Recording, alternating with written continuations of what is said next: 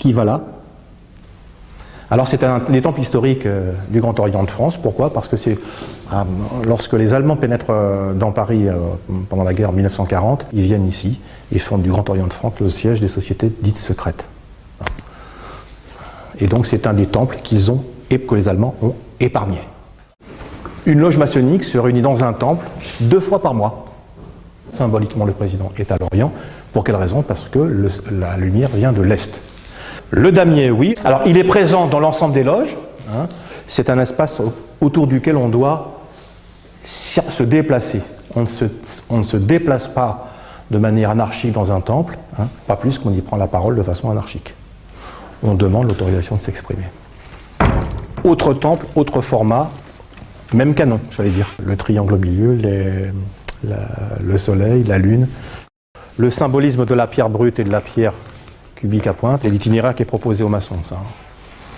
On dégrossit sa pierre brute quand on arrive, c'est la première étape de la maçonnerie, pour franchir une nouvelle étape qui permet d'avoir une pierre qui est déjà dégrossie, qui est pratiquement apte à rentrer, à intégrer l'édifice pour lequel elle a été conçue, mais on sait que cet édifice ne sera jamais terminé.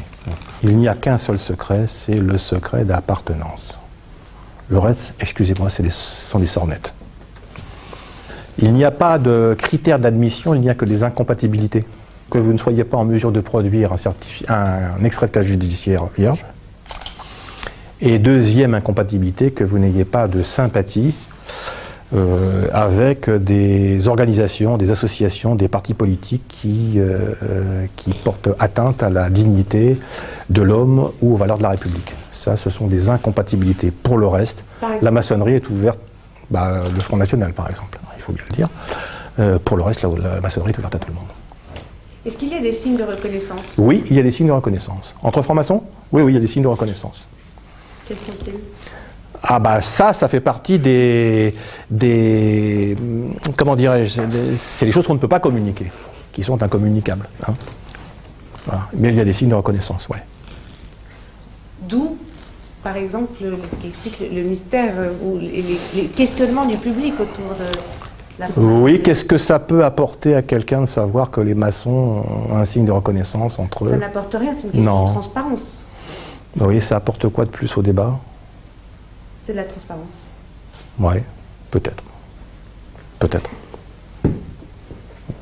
Qu'est-ce que c'est qu'un franc-maçon, encore une fois? Un ouvrier sur un chantier. Son chantier, c'est lui. Et il a pour ambition de travailler sur le chantier de l'humanité tout entière.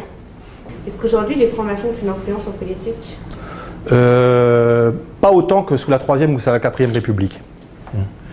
Il est clair que sous la 3e, 4e République, l'un des principaux partis politiques français, qui était le Parti radical socialiste, était composé pour sa plus grande partie de francs-maçons. Donc il portait les idées débattues dans les loges jusqu'aux politiques. La capitation, la cotisation annuelle, donc elle varie de 300 à 400 € par an. Ces décors sont portés par l'ensemble des initiés qui se présentent à la porte du temple pour débuter les travaux.